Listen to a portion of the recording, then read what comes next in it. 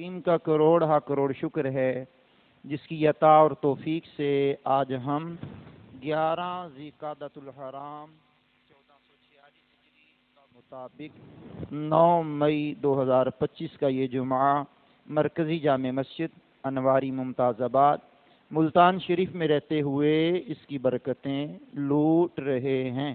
عرشوں کا مالک ہماری زبان پر کلمات الحق جاری فرمائے اور حقائق بیان کرنے کی توفیق سے مالا مال فرمائے۔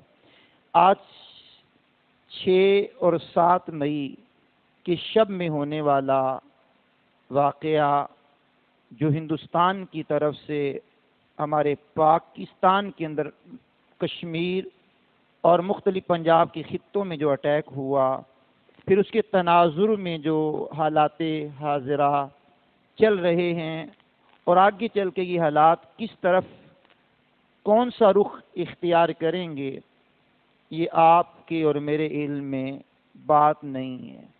لیکن چونکہ ہمارا تعلق مذہبی لوگوں سے ہے اور قرآن و سنت کی ترجمانی کرنا اور ہر محاذ پر کلام کرنا یہ ہم اپنی ذمہ داری تصور کرتے ہیں، اور منبر کے کچھ تقاضے ہوتے ہیں، ان تقاضوں میں یہ تقاضا بھی ہے کہ حالات حاضرہ پر کچھ کلام کیا جائے اور اس کو بھی قرآن و سنت کے عین مطابق بیان کرنے کی سعادت حاصل کی جائے۔ حالات حاضرہ میں ہمیں کرنا کیا چاہیے؟ حالات حاضرہ میں ہماری ذمہ داریاں کیا بنتی ہیں؟ حالات حاضرہ میں قرآن کریم کے حسین جو اصول ہیں وہ ہماری کس طرح رہنمائی کرتے ہیں؟ کیونکہ قرآن کریم لا ریب کتاب ہے، جہاں قرآن کریم ایمانیات کی بات کرتا ہے، عقائد کی بات کرتا ہے، معمولات کی بات کرتا ہے، جہاں قرآن کریم لوگوں کے نکھار کی بات کرتا ہے، تو وہاں قرآن کریم جو ہے بلندی اور عروج کے کچھ اصول بھی بیان کرتا ہے کہ جب معرکہ جنگ واقع ہو، غزوہ ہو، جہاد ہو، جنگ ہو، تو اس جنگ کے اندر کامیاب ہونے کے کچھ اصول ہیں اور ان اصولوں کو قرآن کریم نے بیان کیا ہے، اور قرآن کی روشنی میں کامیابی کے جو اصول ہیں اس پر کلام کرنے کی کوشش کرنے لگا ہوں۔ میں نے کلام مجید میں سے 2 آیات بینات کا انتخاب کیا ہے۔ سورہ انفال ہے، آیت کا نمبر 45 اور 46 ہے۔ ان 2 آیات میں مالک کائنات نے حالت جنگ میں کامیابی کے 5 اصول بیان کیے۔ سبحان اللہ، 5 اصول بیان کیے ہیں کامیابی کے۔ آئیے میں بڑے اختصار کے ساتھ آپ کے سامنے ان اصولوں کو رکھنا چاہتا ہوں۔ سب سے پہلے قرآن کریم نے کہا یا ایھا الذین آمنوا اذا لقیتم فئۃ فاثبتوا، اے ایمان والو جب کسی فوج سے تمہارا مقابلہ ہو تو ثابت قدم رہو۔ یہ پہلا کامیابی کا اصول ہے، ثابت قدمی، ڈٹ جانا، استقامت کے ساتھ جم جانا، یہ کامیابی کا پہلا اصول۔ پھر دوسرا اصول قرآن کریم نے بیان کیا، فرمایا وَاذْكُرُوا اللَّهَ كَثِيرًا لَعَلَّكُمْ تُفْلِحُونَ۔ دوسرا کامیابی کا اصول یہ ہے کہ اللہ کا ذکر کثرت کے ساتھ کرو۔ کیوں کرو؟ تاکہ تم کامیاب ہو جاؤ۔ اس پر انشاءاللہ ہم کلام کریں گے، ایک ایک پوائنٹ پہ کلام کریں گے۔ تیسرا کامیابی کا اصول قرآن نے بتایا وَأَطِيعُوا اللَّهَ وَأَطِيعُوا الرَّسُولَ۔ حالت جنگ ہو یا حالت امن ہو، غریبی ہو یا امیری ہو، ناداری ہو یا فقر و فاقہ ہو، ہر حالت میں اللہ اور اس کے رسول کی اطاعت کرنی ہے۔ نمبر 4 قرآن کریم نے بیان کیا وَلَا تَنَازَعُوا فَتَفْشَلُوا وَتَذْهَبَ رِيحُكُمْ، اور آپس میں جھگڑا نہ اتفاقی نہ کرو۔ کیوں نہ کرو؟ اگر کرو گے تو تم بزدل ہو جاؤ گے، تمہاری ہوا اکھڑ جائے گی۔ مطلب تمہاری طاقت کا شیرازہ بکھر جائے گا۔ اتفاق میں برکت ہے، اتحاد میں برکت ہے۔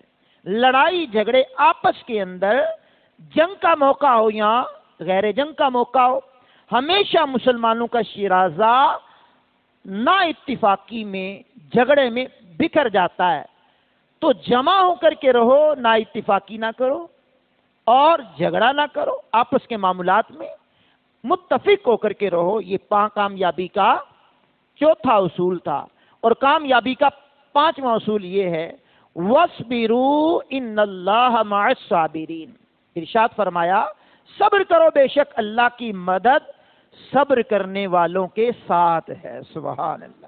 تو حالات حاضرہ جو چل رہے ہیں، حالات حاضرہ جو چل رہے ہیں، اس تناظر میں میں نے قرآن کریم کی 2 آیات بینات کو موضوع سخن بنایا ہے، اور موضوع سخن اس طرح بنایا ہے کہ ہم حال کو ماضی سے جوڑ سکیں، حال کو ماضی سے جوڑ سکیں۔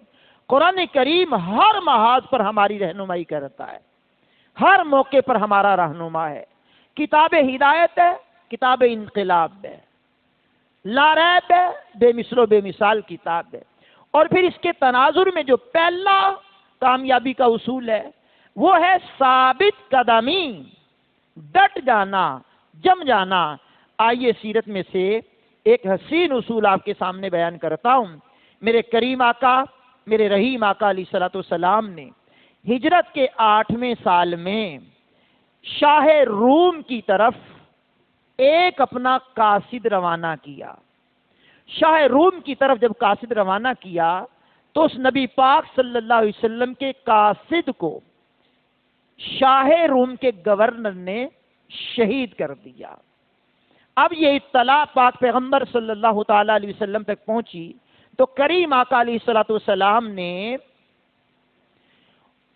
شاہ روم کی طرف 3000 کا فوجی دستہ روانہ کیا، صحابہ کا پاک قافلہ روانہ کیا کہ جاؤ، جا کر کے ان سے جنگ کرو، جہاد کرو۔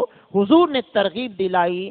اس وقت میں یہ روم سپر پاور طاقت تھا، اور جب یہ میدان کارزار میں جہاد میں یہ قافلہ اترا 3000 پر مشتمل، اور مد مقابل جو قوم تھی، افواج تھی، ان کی تعداد سیرت میں لکھا ہے 2 لاکھ تھی۔ 2 لاکھ کی تعداد میں، وہ بھی اسلحہ، میدان جنگ کے سارے ساز و سامان کے ساتھ مسلح ہو کر کے جہاد میں، میدان جنگ میں وہ جماعت اتری ہوئی ہے۔ قافلے کی تعداد کیا ہے؟ 3000۔ اب جب مسلمانوں نے، صحابہ کرام علیہم رضوان نے جب یہ منظر دیکھا تو اس منظر کو دیکھ کر کے میرے کریم آقا کے بہت پیارے غلام اور دربار رسالت صلی اللہ علیہ وسلم میں نعت بھی پڑھا کرتے تھے، نعت گو شاعر بھی تھے، یعنی شاعر دربار رسالت تھے۔ نام ہے عبداللہ بن رواحہ۔ عبداللہ بن رواحہ جو ہے سپہ سالار کی کیفیت سے ہیں، سپہ سالار کی حیثیت سے ہیں۔ جب دشمن کی فوج دیکھی 2 لاکھ، اپنی فوج دیکھی 3000، تو تاریخ ساز خطبہ اس صحابی نے ارشاد فرمایا، حالات حاضرہ جو بھی چل رہے ہیں، سوشل میڈیا پہ جن کی توجہ ہے، الیکٹرانکس میڈیا پر جن کی توجہ ہے، پرنٹ میڈیا پر جن کی توجہ ہے، یا آئے دن کے معاملات جن کے پیش نظر ہیں، ذریعہ کوئی بھی ہو وہ سنیے گا ذرا۔ 3000 فوجی صحابہ کرام، مد مقابل ہے 2 لاکھ۔ خطبہ سنیے سپہ سالار کا کیا ہے، کیا حسین انداز ہے، کیا خوبصورت انداز ہے، کیا خطبہ میرے پیارے آقا علیہ السلام کے صحابی نے ارشاد فرمایا۔ سب سے پہلے اپنی قوم کو مخاطب کر کے کہا، اے میری قوم، اللہ کی قسم شہادت کی آرزو لے کر ہی ہم گھر سے نکلے ہیں۔ کیا بات ہے جناب، اے میری قوم، اللہ کی قسم شہادت کی آرزو لے کر ہی ہم گھروں سے نکلے ہیں۔ تو اب ڈرنا کیسا؟ سبحان اللہ۔ اب دیکھیے یہ ثابت قدمی کا پہلا اصول بیان کرتے ہوئے اس روایت کو میں لا رہا ہوں، اور اگلے جملے جو سپہ سالار عبداللہ بن رواحہ رضی اللہ تعالیٰ عنہ کے ہیں، کمال کے ہیں۔ کہا ہم دشمنوں سے کبھی بھی تعداد، طاقت، کثرت کے بلبوتے پر جنگ نہیں کرتے۔ ہماری تعداد کم ہو، تعداد زیادہ ہو، طاقت کم ہو، طاقت زیادہ ہو، قوت کم ہو، قوت زیادہ ہو، اس بلبوتے پر ہم دشمن سے جنگ نہیں کرتے۔ جنگ کس طرح کرتے ہیں سنیے۔ کہا ہم تو اس دین کے سہارے کو لے کر کے جہاد کرتے ہیں، یعنی دین کی سربلندی کے لیے، دین اسلام کو پروان چڑھانے کے لیے جہاد کرتے ہیں۔ پھر فرمایا کیوں کرتے ہیں؟ کیونکہ اس کے ذریعے اللہ کریم نے ہمیں عزت عطا فرمائی ہے، یعنی قوت ایک طرف، طاقت ایک طرف، معاملات ایک طرف، ساری چیزیں ایک طرف، جہاد کرنے کا مطمع نظر ہمارا دین اسلام کی سربلندی، دین اسلام کی سرفرازی، دین اسلام کو عروج دینا، دین اسلام کا پیغام عام کرنا، اس لیے ہم جہاد کرتے ہیں، اس لیے اللہ کریم نے ہمیں عزت بھی عطا فرمائی۔ تیسرا جملہ، کیا حسین جملہ ہے خطاب کا عبداللہ بن رواحہ کا۔ کہا سینہ تان کر میدان جہاد کی طرف چلو، دو بھلائیوں میں سے ایک بھلائی تمہارے مقدر میں ضرور ہوگی، مطلب یا تو اللہ کریم تمہیں فتح عطا فرما دے گا، یا تم شہادت پا کر اللہ کی بارگاہ میں سرخرو ہو جاؤ گے۔ سبحان اللہ الکریم۔ اب سیرت حشام میں یہ حسین خطبہ عبداللہ بن رواحہ کا تحریر ہے۔ اس موقع پر ڈاکٹر اقبال علیہ رحمہ نے بڑے حسین تخیل میں بیان کیا۔ کہا شہادت ہے مطلوب و مقصود مومن، نہ مال غنیمت نہ کشور کشائی۔ اب آپ غور فرما لیں کہ حالات جنگ میں سب سے پہلی بات یہ ہے ثابت قدمی۔ ہم ان پاک افواج کے جوانوں کی ثابت قدمی کو سلام عقیدت پیش کرتے ہیں، ان کی بہادری کو سلام عقیدت پیش کرتے ہیں، ان کے بہادرائی پر ڈٹنے کو سلام عقیدت پیش کرتے ہیں، ان کی قربانیوں کو سلام عقیدت پیش کرتے ہیں۔ پوری قوم کی باغ ڈور جن کے ہاتھ میں ہے، میدان جہاد میں سینہ تان کر کے دشمن کے سامنے جو سیسا پلائی ہوئی دیوار بن کر کے کھڑے ہیں، وہ نوجوان ہمارے سروں کے تاج ہیں، ہماری عزت، ہماری آبرو کے وہ محافظ ہیں۔ ہم اللہ کی بارگاہ میں دعا گو رہتے ہیں، اللہ ان کو سرفراز کرے، اللہ ان کو سر بلند رکھے، دشمن کو نشت و نابود کرے، کثرت ہو یا قلت ہو، غریبی ہو یا امیری ہو، کمزوری ہو یا طاقتوری ہو، ہر حال میں اللہ کے دین کو سر بلند کرنے کے لیے ہمہ وقت مسلمان کو تیار رہنا چاہیے۔ اور یہ ہمارا نظریہ اسلام کا نظریہ ہے۔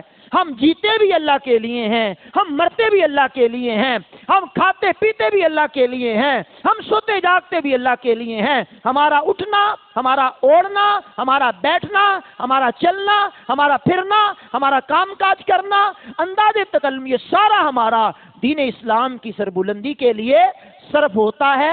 اس پر ہم اللہ کا شکر ادا کرتے ہیں۔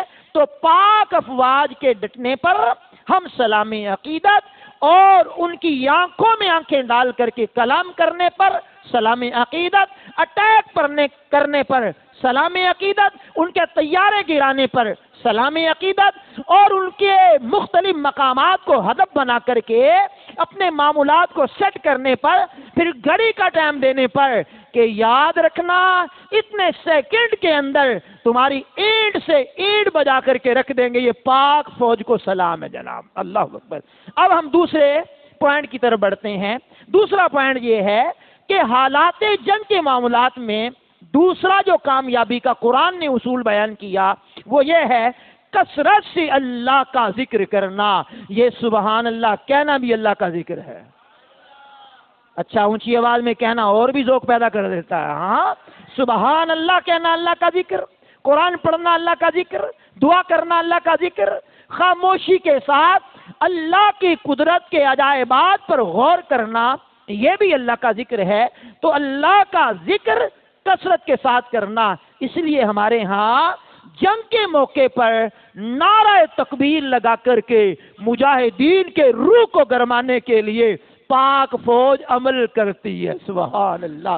پھر جب نعرہ حیدری لگتا ہے تو یہ بھی ایک اللہ کا ذکر ہے. اس کے پیاروں کا ذکر بھی اللہ کا ذکر کہلاتا ہے. تو یہ نعرہ ہو یہ بھی اللہ کا ذکر ہے. بہرحال سنیے اس موقع پر کریم آقا علیہ الصلوۃ والسلام کی مبارک سیرت میں کیا کیا حسین واقعات ملتے ہیں. اب آپ سماعت کریں گے میرے کریم آقا علیہ الصلوۃ والسلام کی ذخیرہ احادیث میں امام بخاری کا ایک نام ہے. اور امام بخاری جن کا نام محمد، باپ کا نام اسماعیل، ان کے باپ کا نام ابراہیم، ان کے باپ کا نام المغیرہ، 256 ہجری میں جنہوں نے انتقال کیا، اپنی صحیح بخاری کے اندر حدیث نمبر 2966 میں بیان کرتے ہیں عبداللہ بن ابی اوفا. پہلے میں نے روایت سنائی عبداللہ بن رواحہ، اب روایت سنا رہا ہوں عبداللہ بن ابی اوفا. یہ بیان کرتے ہیں میرے کریم آقا علیہ الصلوۃ والسلام نے ارشاد فرمایا ایک غزوے کے موقع پر ارشاد فرمایا. کیا حسین انداز ہے.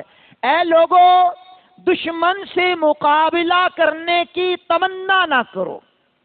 اب یہ قابل غور بات ہے. اے لوگوں دشمن سے مقابلہ کرنے کی تمنا نہ کرو کہ ہماری جنگ فلاں سے ہو، ہماری لڑائی فلاں سے ہو، ہمارا مقابلہ فلاں سے ہو. فرمایا اس کی تمنا نہ کرو، اس کی تمنا نہ کرو. یہ پہلا پوائنٹ ہے جناب والا اس حدیث پاک کا. دوسرا حصہ اس حدیث کا کیا ہے سنو. فرمایا اللہ تعالی سے عافیت اور سلامتی کی دعا کرو، یعنی رب کائنات سے دشمن کے شر سے بچنے کی التجائیں کرو. اب تیسرا پوائنٹ اس حدیث کا کیا ہے. تاہم جب دشمنوں سے مقابلہ ہو تو ڈٹ کر جہاد کرو. سبحان اللہ. اب آپ نے غور فرمایا کہ اسلام لڑائی جھگڑے کا قائل نہیں. جب کوئی لڑائی پر اتر آئے، جب کوئی جہاد پر اتر آئے، جب کوئی جنگ پر اتر آئے، پھر جناب والا چھیڑ کر کے جائے کہاں، پھر اس کو چھوڑنا یہ اسلام کا نظریہ نہیں. پھر ڈٹ جاؤ. 6 اور 7 مئی کی درمیانی رات میں انڈیا والوں نے، ہندوستان کے لوگوں نے جو ہمارے آزاد کشمیر اور پنجاب کے مختلف خطوں میں یہ جو حملہ کیا، یہ اچانک کیا، لیکن پاک فوج نے اس کا بھی جواب دیا اور دفاع کرنے کی پوزیشن میں بھی آئے اور اٹیک کرنے کی بھی پوزیشن میں ہیں. ہم اللہ کا شکر ہے ایٹمی طاقت ہیں، لیکن ایٹمی طاقت کے بلبوتے پر ہم فخر نہیں کرتے، ہم غرور نہیں کرتے، ہم تکبر نہیں کرتے. غرور، تکبر یہ اللہ کی بارگاہ میں پسند نہیں ہے. میرے کریم آقا کی حدیث سے کیا ملا؟ تمنا نہیں کرنی کہ لڑائی کریں، جہاد کریں. جب ہو جائے تو پھر اللہ کی بارگاہ میں ڈٹ جانا ہے، ڈٹ کے دعا مانگنی ہے اور دشمن کا ڈٹ کے مقابلہ کرنا ہے. اب آئیے سنیے جناب والا، اب یہ اصول کو آپ یاد رکھیے گا کہ اللہ کریم نے دوسرا جو اصول بیان کیا ہے ثابت قدمی کے بعد، وہ ہے کثرت سے اللہ کا ذکر کرنا. میدان جہاد میں مجاہدین اسلام تلوار چلائیں، گولی چلائیں، توپ چلائیں، ایٹم بم چلائیں، اینی ون گولہ باری کریں، جو بھی کریں وہ ہاتھوں سے کریں، زبان سے اللہ کا ذکر کریں. سبحان اللہ. دل سے اللہ کا ذکر کریں. اب عوام کو کیا کرنا ہے؟ عوام کو کیا کرنا ہے؟ یا میں فوج سے خطاب تھوڑی کر رہا ہوں، یا تو عوام سے خطاب کر رہا ہوں، انواری مسجد میں رہ کر خطاب کر رہا ہوں، انواری مسجد کے لوگوں سے خطاب کر رہا ہوں. اب آپ کو مجھے کیا کرنا ہے؟ اصول قرآن نے بیان کر دیا کہ اس موقع پر کثرت سے ذکر کرنا ہے. اور ذکر کی جو اقسام ہے، قرآن پڑھنا بھی اللہ کا ذکر ہے، اللہ اللہ کرنا بھی اللہ کا ذکر ہے، استغفار کرنا بھی اللہ کا ذکر ہے، اللہ کا ذکر نعت پڑھنا بھی اللہ اور اس کے رسول کا ذکر ہے. تو یہاں نعرہ تکبیر لگانا، نعرہ رسالہ لگانا، یہ بھی اللہ کا ذکر ہے. دعا مانگنا، یہ بھی اللہ کا ذکر ہے. نماز، واقم الصلاۃ لذکری، نماز کو بھی اللہ کریم نے اپنا ذکر قرار دیا ہے، تو یہ سارے کام عوام نے کرنے ہیں۔ ان لوگوں کے لیے دعائیں کرنی ہے، ان لوگوں کے لیے التجائیں اللہ کی بارگاہ میں کرنی ہے، قرآن پڑھ کر کے بھی دعا کرنی ہے، حدیث پڑھ کر کے بھی دعا کرنی ہے، نماز پڑھ کے بھی دعا کرنی ہے، اور جمعے کے بعد بھی دعا کرنی ہے، اختتام میں بھی دعا کرنی ہے۔ اور ہمارے ہاں دعوت اسلامی کے نگران علی شان حاجی غلام ابرار صاحب شعبہ محبتیں بڑھاؤ کے نگران صاحب اس شکرانے میں اس دعا کی التجا کرنے کے لیے، دعائیں مانگنے کے لیے اجتیاب حب، جس کو ہم محبتیں بڑھاؤ شعبہ کہتے ہیں، اس کے تحت مدنی قافلہ لے کر کے یہاں تشریف فرما ہوئے۔ تو ان کا مقصد بھی یہ ہے کہ یہ محب وطن ہیں، محب پاکستان ہیں، محب قوم ہیں، قوم کو اکٹھا کر کے ایک جگہ جمع کر کے پاک افواج کے لیے، پاک وطن کے لیے اجتماعی دعائیں کرنا، انفرادی دعائیں کرنا، دن میں دعائیں کرنا، رات میں دعائیں کرنا، چلتے پھرتے دعائیں کرنا، یہ بھی ایک شعبہ ہے۔ کیونکہ کامیابی کا دوسرا اصول یہ ہے کہ کثرت سے جنگ کے دوران کثرت سے اللہ کا ذکر کیا جائے۔ سلام عقیدت پیش کرتا ہوں قبلہ امیر اہل سنت، شیخ کامل، دنیا اہل سنت کے امیر، امیر ملت، امیر اہل سنت حضرت علامہ مولانا ابو بلال ذوالفضل والکمال الیاس قادری صاحب کی سوچ پر کہ آپ نے پاک وطن کے لیے دعائیں بھی کی اور تحریراً بھی، تقریراً بھی، اور اپنے ماننے والوں کو مدنی قافلوں کا مسافر بنا کے کہا، جو لوگ پھٹوں پہ بیٹھ کر کلام کر رہے ہیں، چوکوں پہ بیٹھ کے کلام کر رہے ہیں، ہوٹلوں پہ بیٹھ کے کلام کر رہے ہیں، تم ان کے ساتھ شریک مت ہونا، تم میرے مالک کے گھر میں آ کر میرے رب سے دعائیں کرنا، اللہ وطن عزیز کو استقامت عطا فرمائے، وطن عزیز کو کامیابی سے ہم کنار فرمائے۔ بہرحال ہماری گفتگو کہیں بہت دور نہ چلی جائے۔ اب جہاد کے موقع پر، جنگ کے موقع پر دعا کرنے کا انداز میرے کریم آقا کی پاک شریعت سے سیکھتے ہیں۔ امام ابو عیسیٰ ترمذی علیہ رحمہ، کیا بات ہے، ان کی بھی کیا بات ہے، اور امام بخاری کی بھی کیا بات ہے۔ بہرحال امام بخاری کا حوالہ دے کر یہ بات کر رہا ہوں۔ امام بخاری نے اس حدیث کو لکھا جو بیان کرتے ہوئے میں آگے بڑھ گیا، اور اس میں ایک یہ بھی ہے جو عبداللہ بن ابی اوفا کی حدیث بیان کرتے ہوئے آگے بڑھ گیا۔ اس میں یہ ہے کہ جب حضور نے وہ خطبہ دے دیا، اس کے اینڈ پہ کیا کہا، اے اللہ، قرآن کو نازل کرنے والے، بادلوں کو بھیجنے والے، بادلوں کو چلانے والے، اس سے بارش برسانے والے اور کفار کے لشکروں کو بھگانے والے، دشمنوں کو شکست دے، ہماری ان کے خلاف مدد فرما۔ اللہ اکبر۔ اب یہاں لبرل لوگ جو ہیں، سیکولر لوگ جو ہیں، یہ اہل علم اور مذہبی لوگوں پر اٹیک کرتے ہیں، دعاؤں سے کیا ہوتا ہے؟ میں نے کہا اگر دعاؤں سے کچھ نہیں ہوتا تو پیغمبر نے کیوں مانگی؟ دعا سے کچھ نہیں ہوتا تو پیغمبر دعا کیوں مانگ رہے ہیں؟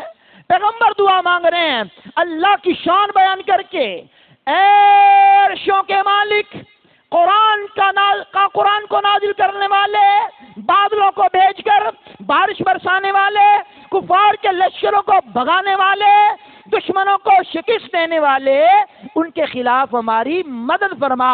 تو گویا جنگ میں کامیابی کا دوسرا اصول یہ ہے اللہ کا ذکر کیا جائے، اور دعا بھی اللہ کا ذکر ہے۔ ذرا بلند آواز سے سبحان اللہ پڑھیے۔ بڑی مہربانی جناب، بڑی مہربانی جناب۔ اب آئیے دعا جو ہے اس کے انداز کو غور کریں گے تو اسلام اور کفر کی پہلی جنگ جو ہوئی ہے وہ یہ غزوہ بدر۔ غزوہ بدر اور غزوہ بدر کے جو معاملات ہیں یہ ہم 17 رمضان کو بیان کیا کرتے ہیں۔ 17 رمضان کے آس پاس جو جمعہ آتا ہے اس میں ہم کلام کرتے ہیں، لیکن سر دس میں ایک بات کرنا چاہتا ہوں۔ یہ جب مارکا وجود میں آیا تو سید عالم علیہ السلام نے دعا مانگی۔ اب جنگی معاملات اپنی جگہ پر، فوج کی تیاری اپنی جگہ پر، تعداد کے معاملات اپنی جگہ پر، ہتھیار اپنی جگہ پر، سارا سلسلہ اپنی جگہ پر، لیکن میرے کریم آقا نے دعا مانگی، اے اللہ یہ قریش اپنے تکبر فخر کے ساتھ آئے ہیں، تیرے دشمن بن کر آئے ہیں، تیرے رسول کی تکذیب کرتے ہیں، جھٹلاتے ہیں، اے اللہ تو نے مجھ سے مدد کا وعدہ فرمایا ہے، اسے پورا فرما، مدد عطا کر دے، اے اللہ کل ان کافروں کو ہلاک کر دے۔ اب آپ جانتے ہیں وہ 313 تھے اور مد مقابل 1000 کی تعداد میں فوج تھی، تو پھر کیا ہوا؟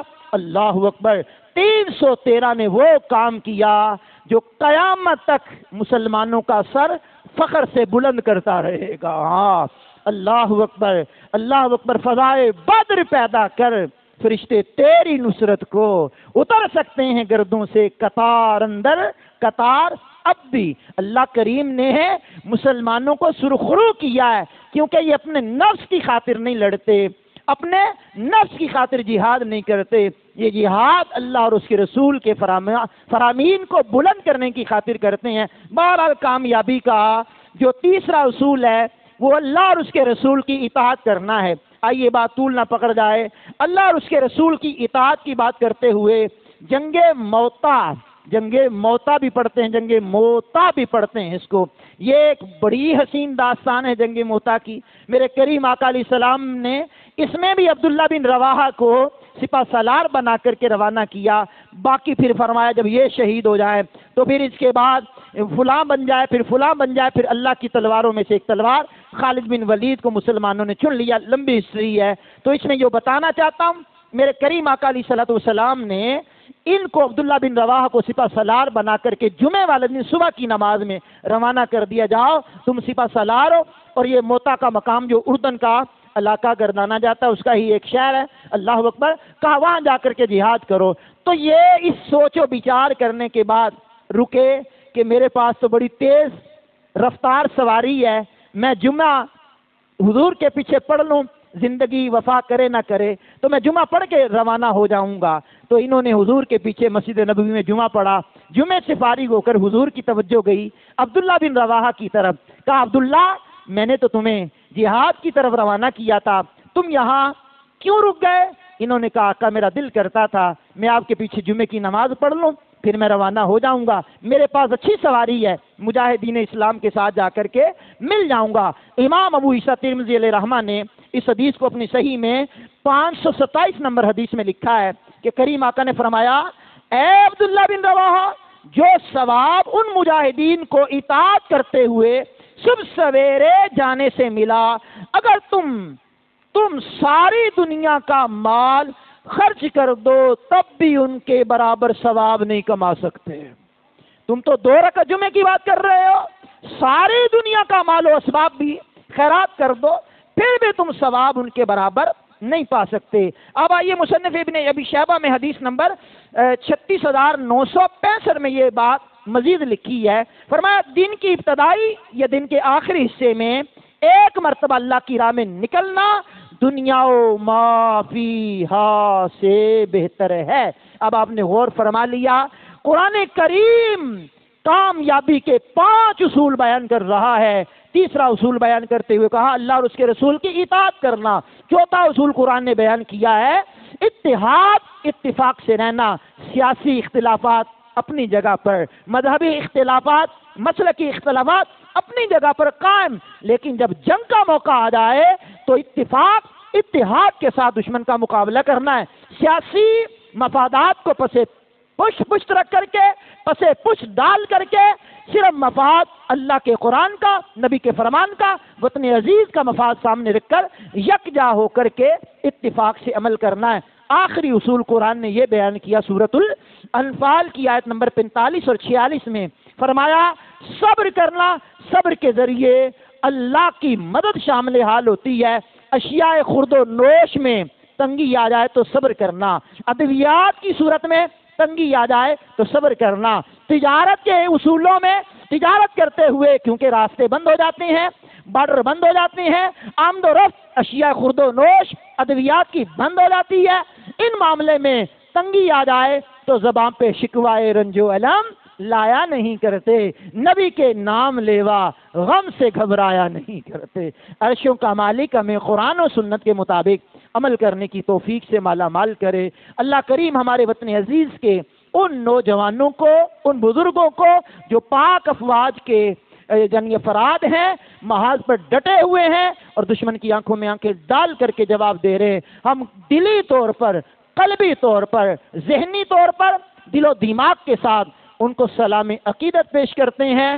پاکستان زندہ باد، پاک فوج زندہ باد. پاکستان، پاک فوج انشاءاللہ اللہ نے چاہا تو ہماری دعائیں ان کے ساتھ ہیں، اٹھتے بیٹھتے ان کے لیے دعائیں کریں، اللہ کریم مجھے آپ کو عمل کی توفیق سے مالا مال کرے۔